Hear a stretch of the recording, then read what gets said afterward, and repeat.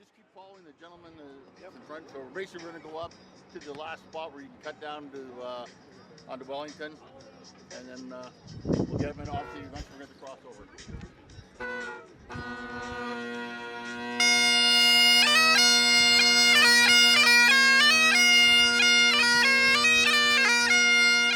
Get a hand.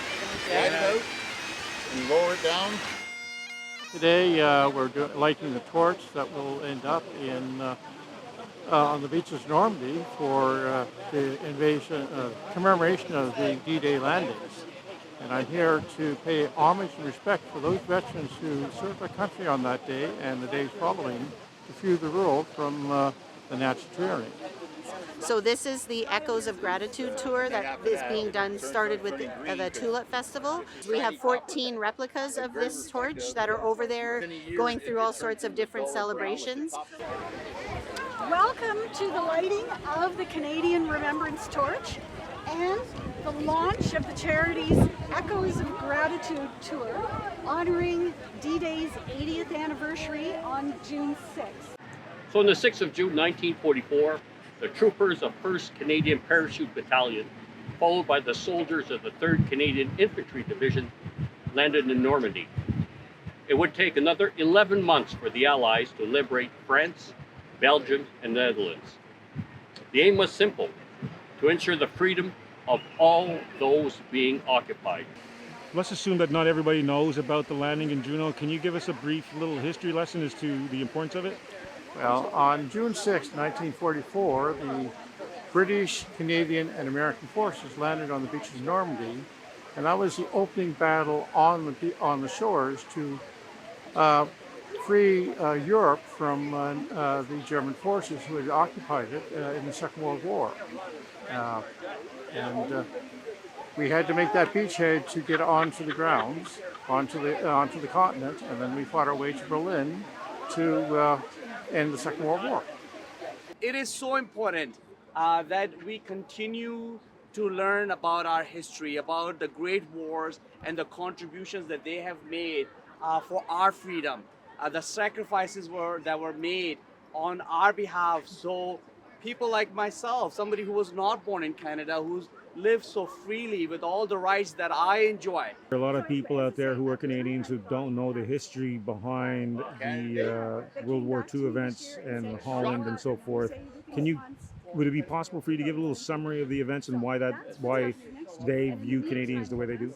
So the Netherlands were under siege by the Germans towards the end of the war, and it was the Canadians and the British and I believe the French were all there and were fighting through the Netherlands to liberate them. And as they moved through the country and liberated, the Canadians were doing all sorts of great things, and they're just really celebrated, and it was like absolutely amazing.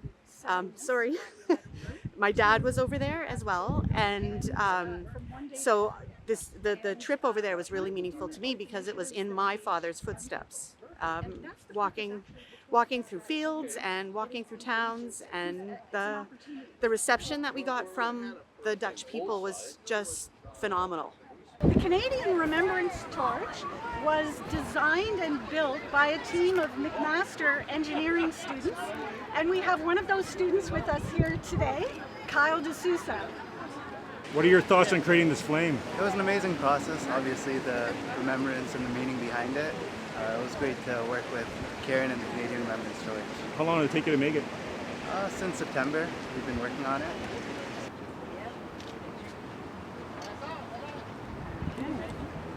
How many World War II vets remain? I couldn't tell you how many remain, but there's not many. We have one with us here today, and he was actually in the Netherlands, and he's right over there chatting with those people.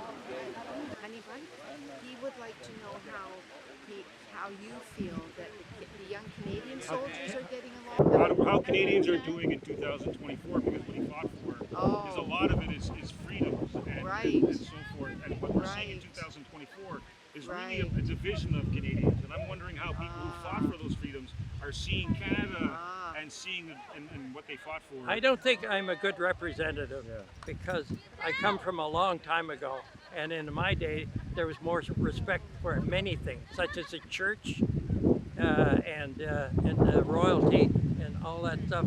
Still, I find myself singing "God Save the King." Given the events of today, can I ask you a couple of questions of what freedom means to you? Freedom to me is very much symbolized in the Charter of Rights and Freedom. It's free to be Canadian, to be able to live your life in a manner that is also respectful of others. I mean, I think what defines us as Canadians is that we are not selfish about our freedoms, that we believe in a collective freedom as a community as well. I think it's really symbolized by the sacrifices that our veterans has made. They were not just fighting for themselves. They were fighting for the world. They were fighting for a freer Canada that would impact all Canadians. And as Canada continues to grow and evolve, we need to be always mindful of respecting each other's freedoms and the collective freedom as a society. Can I ask you what it means to be carrying this today? Oh, it's just an honor to be involved in any way I can. You know, there's so much history, and just to remember all the people who have come before me, both on D-Day and every military member who's been in before I have. It's really just a privilege. Can you talk about what you loved about Canada when you were younger? Oh, what I loved, it was much freer. We could say anything you want. I live in a condo, and you don't say what you like, or you make lots of enemies. We're not as tolerant as we once were. We're not as British as we once were. I don't know what else. What do you think? Well, you worry about the world at the Well, moment. I worry, but you yes. worry about young people. We have grandchildren, and we worry about. Also, we're very blessed. In my day, it was an honor to belong to the regiment, to belong to a regiment or whatever, and I don't feel that anymore. If I say Royal Regiment, I wonder who knows what I'm talking about, and that's all. But don't forget, I'm the only remnant of the regiment that was in the war, the only person left. So if I talk to somebody, it isn't somebody from World War II. I was only 17 and 18 when I was in the war. You can imagine what I knew. I was found myself with men who'd been in the military 2 and 3 years, and I was very young. But John does still support the military, and we have our daughter went to RMC. And our son-in-law went to RMC. But you think that it's tough for young people at the moment. Oh yes. In my day, I graduated as an engineer from University of Toronto, and they were pulling me into jobs. I've never had other than a superior job everywhere I've been, management and so on. And it's been good for me. But those days are not here anymore. To be an engineer, that's what I am, a professional engineer. You don't get the credit anymore. Do you not think? Well, it's harder for young people. As a professional librarian, that's my wife. Yeah. She's been a high librarian. But you know what? I think that we will survive. We will recover. But we're going to have to work at it, and we better smarten up a bit. And I'm not sure how it's going to happen. I don't think it's going to happen because I don't see people talking about this wonderful country, our freedoms and so on that we take for granted.